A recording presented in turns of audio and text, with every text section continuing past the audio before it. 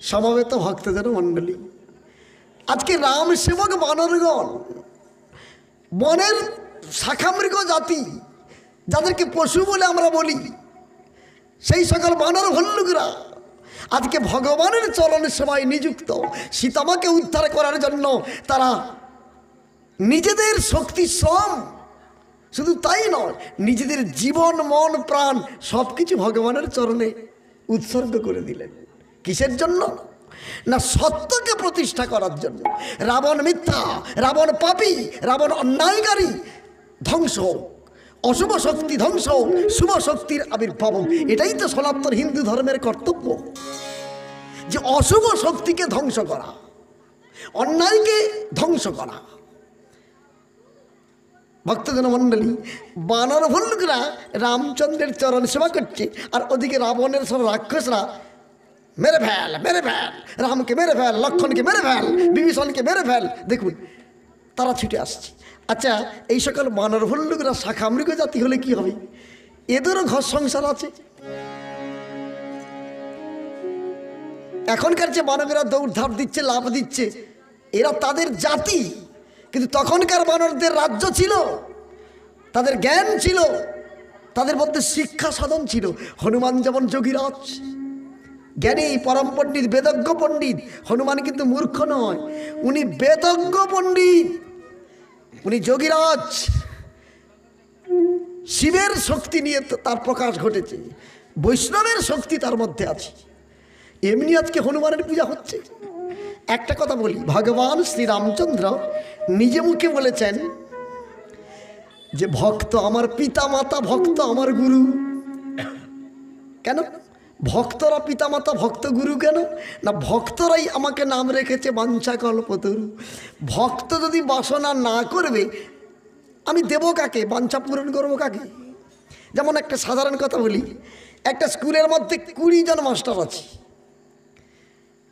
বিরাট high school, 20 জন headmaster, একজন headmaster আর বাকি সব মাস্টার আছে, কিন্তু ছাত্র আছে ধরুন 3000 কি 2000 ছাত্র আছে। এখন একটিও ছাত্র এলেন না, এখন 20 জন মাস্টার কি করবে? ছাত্র না থাকলে মাস্টারের কি কাজ? কোনো কাজ নেই। মাস্টারত্ব কোথায়? ভক্তরা, শ্রোতা যদি না থাকে, গায়কের অস্তিত্ব কোথায়? একজন পূজারী খুব ভালো রান্না করে, কলা ছেচকি, ডাল ঘন্ট, আলুর তরকারি, খামালুর ঝোল, সব কিছু রান্না করলো, কিন্তু খাওয়ার লোক নেই। রান্না করে কি হবে? ও তো নষ্ট হয়ে যাবে। কি তাহলে ছাত্র থাকলে মাস্টারের মাস্টারত্ব, তা ভক্ত যদি থাকে ভগবানের ভগবানত্ব, কিন্তু ভক্ত যদি না থাকে ভগবানকে কে বুঝবে, কে জানবে? তাহলে হনুমান হচ্ছে একজন ভক্ত, আর হনুমান রাম ভক্ত। রামকে পাওয়ার যে চেষ্টাটা কীরকম, রামকে আরাধনা কিভাবে করতে হয়, রাম নাম কিভাবে করতে হয়, শিখালো কে? হনুমান। তাহলে সেই হনুমানকে আমরা মান্যতা দেব না, সম্মান দেব না, প্রণাম করব না, পূজা অর্চনা করব না, ধ্যান করব না, তা করবো টাকার। কুকুরের একটা ধর্ম আছে, ঘেউ ঘেউ করা। বিড়ালের একটা ধর্ম আছে, ম্যাউ ম্যাউ করা। কি তাহলে মানুষের একটা ধর্ম আছে, প্রত্যেকের তো ধর্ম আছে। আমাদের ধর্মটা কি? হরিনাম, কৃষ্ণ নাম, রাম নাম করা। সেদিন একটি ছেলেকে জিজ্ঞাসা করলাম, বাবা তুমি কোথায় যাচ্ছ? এই অল্প বয়সে টুপি পরে, এই সাদা পোশাক পরে কোথায় যাচ্ছ? সে আমাকে সঙ্গে সঙ্গে উত্তর দিল, নামাজ পড়তে। খুব শুনতে ভাল লাগলো। আর একটা হিন্দু ছেলেকে জিজ্ঞাসা করলাম, ভাই তুমি কোথায় যাচ্ছ? না শীতলা মন্দিরে তাস খেলতে। মানে সে শীতলা মন্দির আছে, সে তাস খেলবে, জুয়া খেলবে আর চুল্লু খাবে বসে বসে সে মন্দিরে। এখন দেখা যাচ্ছে অনেক জায়গায় সব মন্দিরে সব তাস খেলা, জুয়া খেলা, চুল্লু খাওয়া, গাঁজা খাওয়া। কিন্তু আমার ভাবতে অবাক লাগে, কই মসজিদে কই তাস খেলা, গাঁজা খাওয়া তো দেখি। আমাদের হিন্দু সনাতন ধর্মের এরা কারা? এরা কারা এসেছে? আমি চিন্তা করি এরা কি ভবিষ্যতে কি হবে, বা এদের ছেলে মেয়ে জন্ম হলে হিন্দু সনাতন ধর্মকে টিকাতে পারবে? এদের জন্য দোষী নিজেদের ধর্মকে নিজেরাই নষ্ট করছি। আর করবেন না, এমন করে আর করবেন না। পিছিয়ে আসুন, একটু জানার চেষ্টা করুন। সবাই বলুন নিতাই গৌর। সেজন্য আপনাদের কাছে অনুরোধ, আমি সব জায়গায় রামায়ণ গান করতে গেলে বলি, হরি মন্দির বা কোনো শিব মন্দিরে, শীতলা মন্দিরে, মন্দিরে কখনো তাস টাস খেলবেন না বাবা। ওটা আরাধনার জায়গা, অর্চনার জায়গা, নিজের মনের কথা, দুঃখের কথা ঠাকুরকে জানাবার জায়গায়, ওখানে ওভাবে করবেন না। এগুলো সংযত হওয়া আমার উচিত। কারণ আমি যদি এগুলো না করি, ভবিষ্যতে ছেলে মেয়ে শিখবে কি করে? সংসার, সং মানে কি? সাজা। সার মানে কি? সাজার মধ্যে ভগবানকে ডাকা। কিন্তু আমাদের সার নেই, শুধু সং সেজে বসে আছি। তা করলে হবে না, সংসারই হতে হবে। আর সংসার ধর্ম বলতে, যে সংসারে ভগবানের মূর্তি নেই, বিগ্রহ নেই, আরাধনা ধ্যান নেই, সেটাকে সংসার বলে না। আপনারা সবাই তো জানেন, পৃথিবীতে সর্বত্র হরিনাম হয়। হরিনাম হয় না এমন কোনো একটা জায়গা নেই। চৈতন্য মহাপ্রভু বলেছিলেন না, পৃথিবীতে আছে যত নগর আদি গ্রাম, সর্বত্র প্রচার হবে মোর হরিনাম। সর্বত্র প্রচার হবে মোর হরিনাম। তাই সর্বত্র হরিনাম হচ্ছে। কিন্তু বাবা, একটা জায়গায় মাত্র হরিনাম হয় না। আমি দেশ বিদেশে ঘুরে ঘুরে দেখলাম, একটি জায়গায় মাত্র হরিনাম হয় না। আপনাদের এই গ্রামে হয় না, একটা জায়গায়। কোথায় বলুন তো? গরু মরে যাওয়ার পর কোথায় ফেলানো হয়? গরুগুলো মরে গেলে কোথায় ফেলি?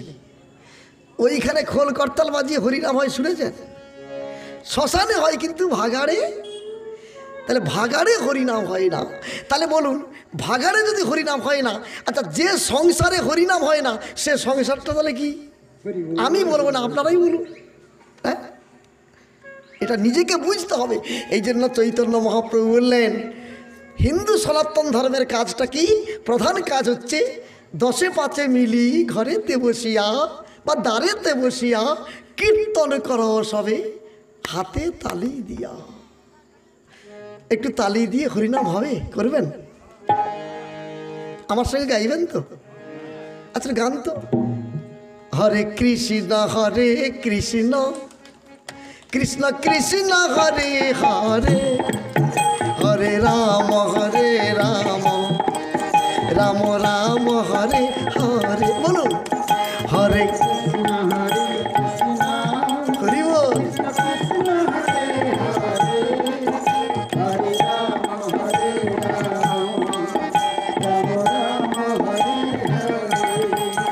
হরে কৃষ্ণ কৃষ্ণ কৃষ্ণ হরে হরে, হরে রাম রাম রাম হরে হরে, হরে কৃষ্ণ হরে।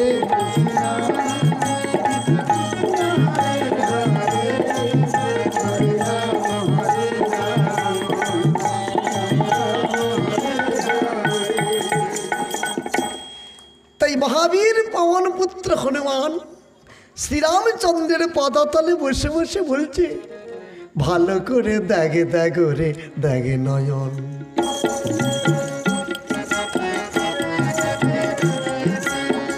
চরাচরে সপ্ত সাগর, চরাচরে সপ্ত সাগর খুঁজে পাওয়া রামের রতন, খুঁজে পাওয়া রামের রতন। দেখি দেখি দেখ, দেখি দেখি দেখি দেখি দেখ করে দেখে নয়ন।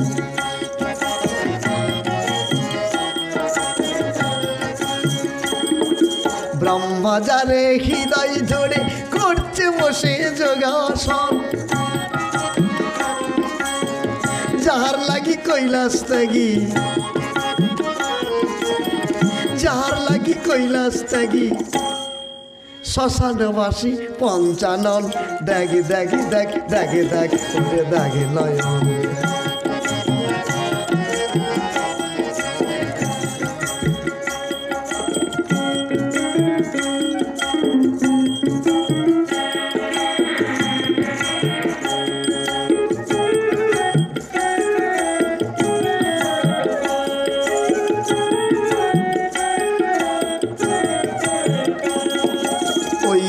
বামে রইস উঠাবে রামের বামে রামের বামে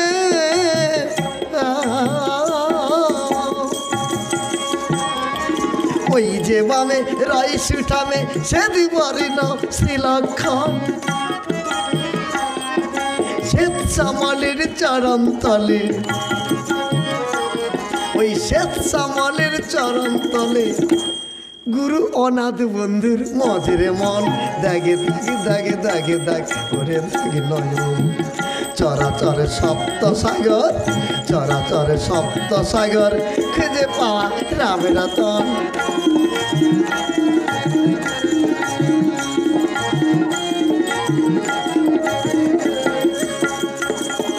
যার চরণে পাষাণ পাষাণ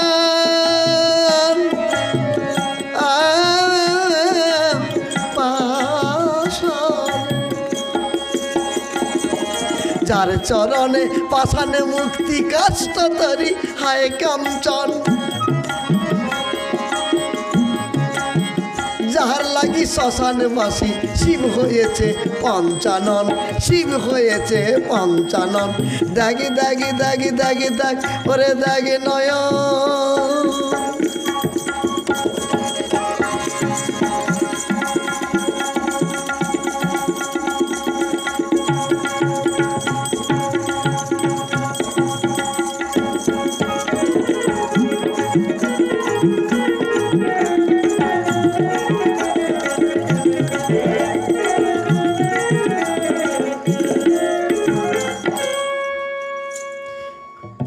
বসে আছে রামচন্দ্র সমুদ্রের তীরে আর ধনুক টঙ্কার দিল রাজা লঙ্কেশ্বরে যেই রামচন্দ্র শুনতে পেলেন রাবণের ধনুক টঙ্কার সঙ্গে সঙ্গে বললেন হনুমান হনুমান বাবা দেখো তো কে টঙ্কার দিচ্ছে শ্রীরামচন্দ্রে প্রণাম করি হনুমান এক লম্ফ দিল আর এক লম্ফ দিয়ে মহাবীর হনুমান শূন্যতে উঠিল মহাশূন্য থেকে হনুমান দেখতে পেলেন রাবণ হাজার হাজার রাক্ষসদের নিয়ে মার উন্মুখ হয়ে লক্ষ লক্ষ নয় হাজার হাজার সৈন্য নিয়ে এগিয়ে আসছে যুদ্ধ করবার জন্য হনুমান ছুটে এসে বললেন বাবা বাবা কি হয়েছে হনুমান আমি নিজে চোখে দেখলাম রাবণ এসেছে আর নয় লক্ষণ প্রস্তুত হও আসিয়া দাঁড়াল রাবণ আসিয়া দাঁড়াল রাবণ ওই সমুদ্র সৈকতে ধুলায় ধূসর চঞ্চল রাম লক্ষণ আসিয়া দাঁড়াল রাবণ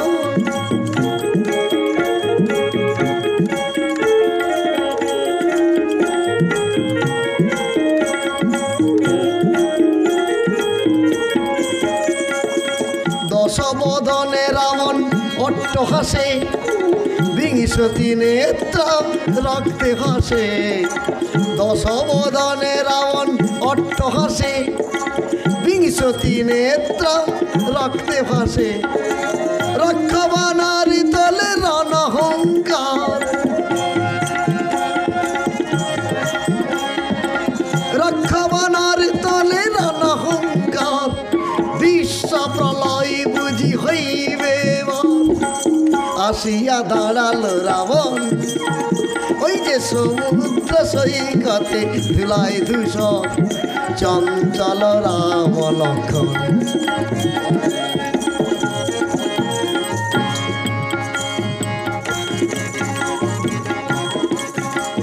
যত যত মান মারে যত মান মারে রাম নারায়ণ প্রতিবান ব্যর্থ করে দশানন পরাজিত হইলাম রাজি বলছন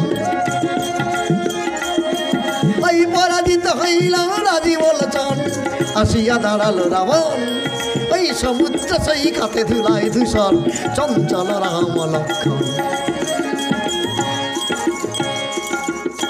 রামচন্দ্র বললেন বিভীষণ আমি রাবণের সঙ্গে যুদ্ধ করে আমি আজকে হেরে যাচ্ছি কেন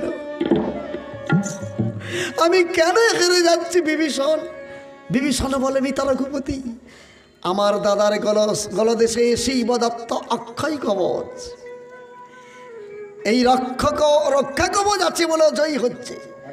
একটু সাবধানে যুদ্ধ করে রাম। রাবণ বলে বংশের কুলাঙ্গার, রাম আমার সঙ্গে যুদ্ধ করছে, তুই রামকে রক্ষা কবচের কথা বলে দিলি। ভাই বলে তোকে এতদিনই করেছি ক্ষমা, আজকে সবার সম্মুখে তোকে আগে বিনাশ করব। মেঘনাথকে লক্ষণ কোনো মতে বিনাশ করতে পারত না, তুই যুক্তি দিয়ে লক্ষণকে নিকুম্বিলা যজ্ঞাগারে নিয়ে গিয়ে কা পুরুষের মতো বিনাশ করেছিস তুই, আমি তোকে আগে বধ করব। এই কথা বলে রাজা দশানন বিভীষণকে মারিবারে শেল ধনুকে বসালো তখন। মন্ত্র উচ্চারিয়া শেলে রাবণ দানিল ফুৎকার, বিভীষণকে মারবার জন্য শেল হলো বজ্রের আকার। যেই বজ্রের আকার রূপ ধারণ করেছে অমনি বিভীষণ বললেন, তৃষ্ঠ তৃষ্ঠ ক্ষণ তৃষ্ঠ, একটু দাঁড়া সমন্ত, একটু দাঁড়া। বড় ভাইয়ের হাতে আমাকে মরতে হবে, আমি জীবনের স্বপ্নেও কোনোদিন ভাবিনি, আমি কোনোদিন ভাবিনি।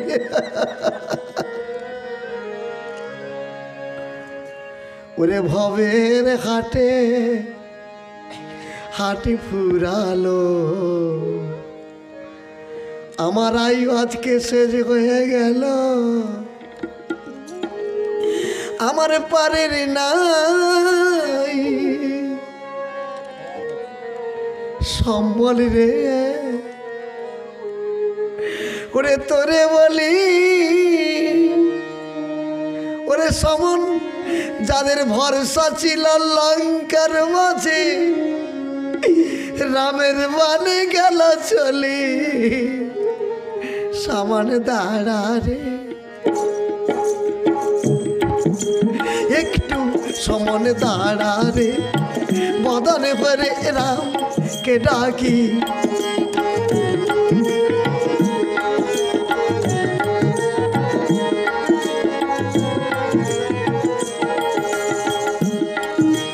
ওরে ভাবা পারে যাওয়ার সময় রে, আমি নয়ন ভরে দেখি সমন, একটু দাঁড়া রে সমান, খানেক দাঁড়া রে, আমি বদনে ভরে রামকে ডাকি।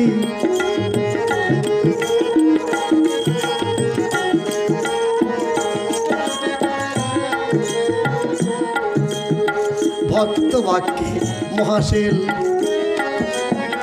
ভক্ত বাক্যে মহাশীল শূন্য দাঁড়াইল, শিরে করা খাতি করি বিভীষণ কাঁদিয়া উঠিল।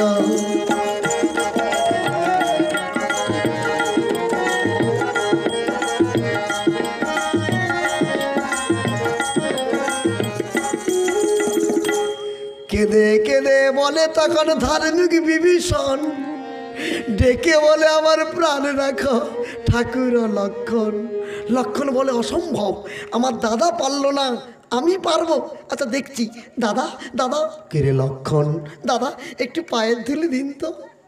বলে রামচন্দ্র কোনো মতো পায়ের ধুলি দেবেন না, কিন্তু না, লক্ষণ জোর করে রামচন্দ্রের পায়ের ধুলি মাথায় নিয়ে তুন থেকে একটি স্বর বার করে ধনুকে সংযোগ করে রাবণের সেলটির দিকে লক্ষ্য করে সেলের উদ্দেশ্যে লক্ষণ মারে একটি বাণ, সেলের উদ্দেশ্যে লক্ষণ মারে একটি বাণ।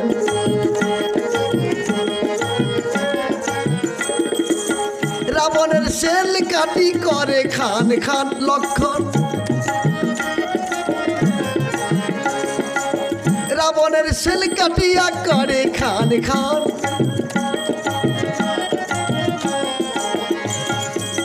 সেল কাটা গেল গো ওই বনর গন্ধায় টিটকারি, সেল কাটা গেল ওই বনর গন্ধায় টিটকারি।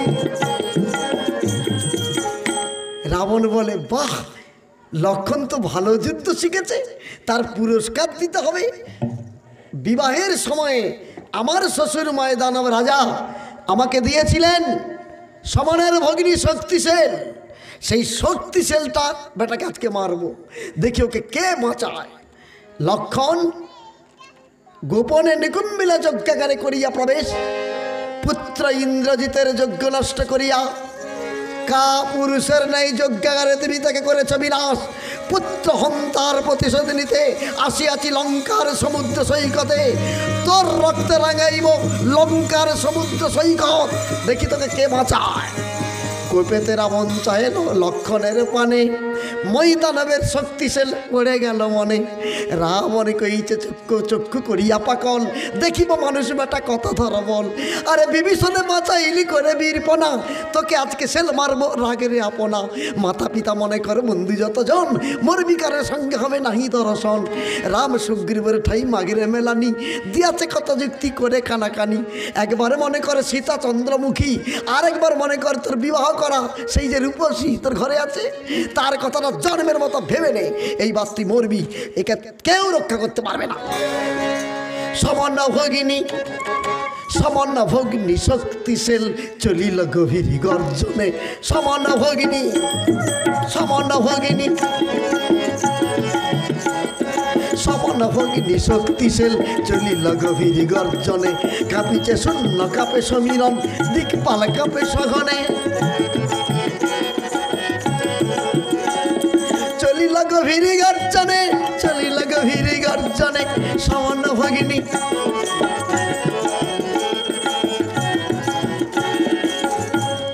ছেলের ঘরে জানে সাগর কল্লাল, কাঁপিছে ধরণী কাঁপিছে রসাতল।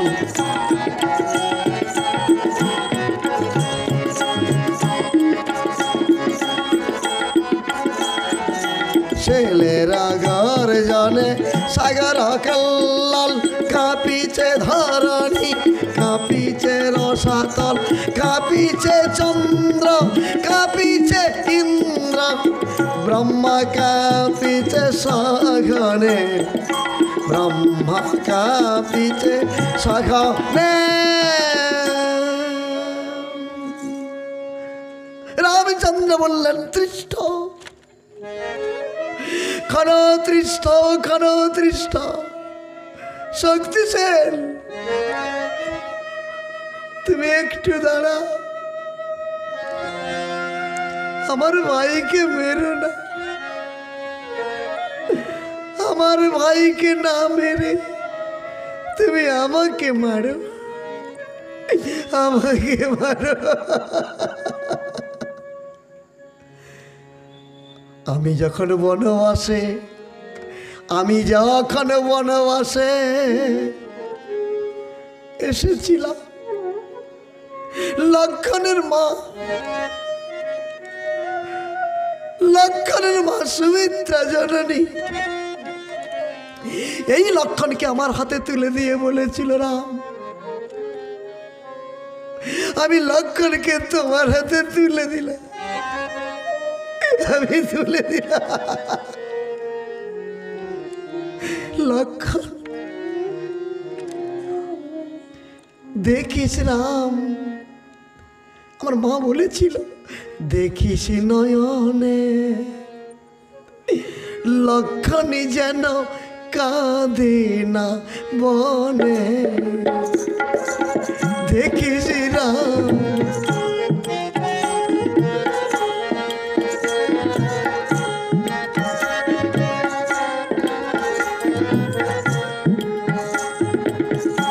লক্ষণ আমার ছোট্ট ছেলে, বনের বেদনে জানে না।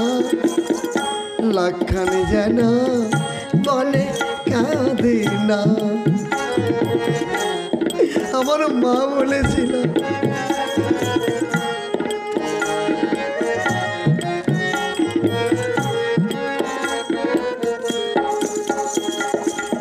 সুমিত্রার নয়নের তারা নিয়ে যারে রাম দুঃখ হারা।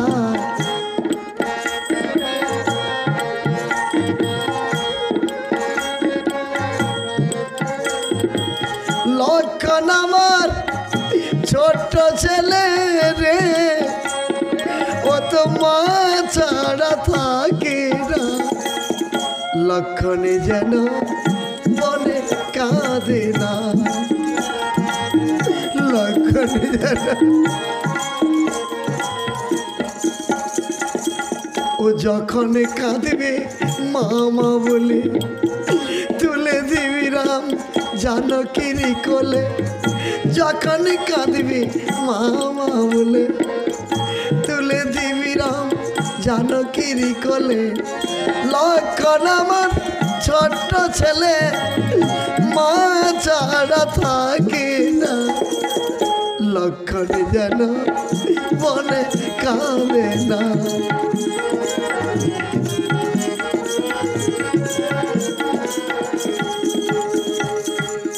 দাও আমার ভাইয়ের প্রাণ, আমাকে ভিক্ষা দাও। শক্তিশাল নারী মূর্তির উদাহরণ করে শূন্য আকাশে বললেন, সোনারাম, যার কাছে থাকি আমরা তার আজ্ঞাকারী, তার হিতকর্ম করি, লক্ষণকে বিনাশ করব, সরে যাও। শ্রীরামের কাতর বাক্য সে লাহি রাখে, সে যে মহাবেগে গিয়ে পড়ে গেল লক্ষণের বুকে। দাদা দাদা লক্ষণ, হনুমান, সুগ্রীব, বিভীষণ, লক্ষণ আমার ভাই, রাবণ আমার ভাইকে মেরে ফেলেছে, রাবণকে ধরো, রাবণকে ধরো। লক্ষণ, লক্ষণ কোথা গেলি ভাইরে লক্ষণ?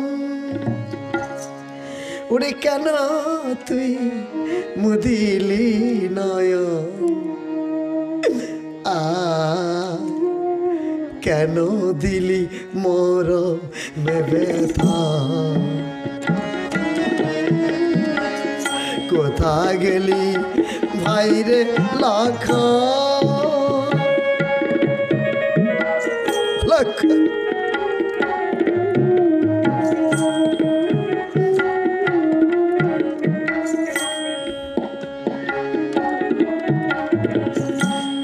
কেন বনে এলি রে, কেন বনে এলি বল? ওরে কেন এলি বন পথে অভাগা রামের সাথে? কেন এলি?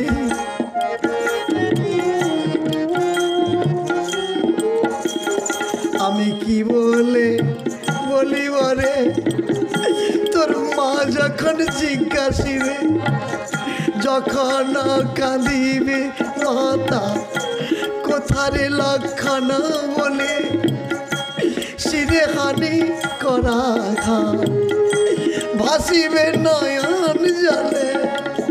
কি বলে বলিব ভাই, মায়ের এসে থা কেন দিলি মোর ব্যথা? কোথা গেলি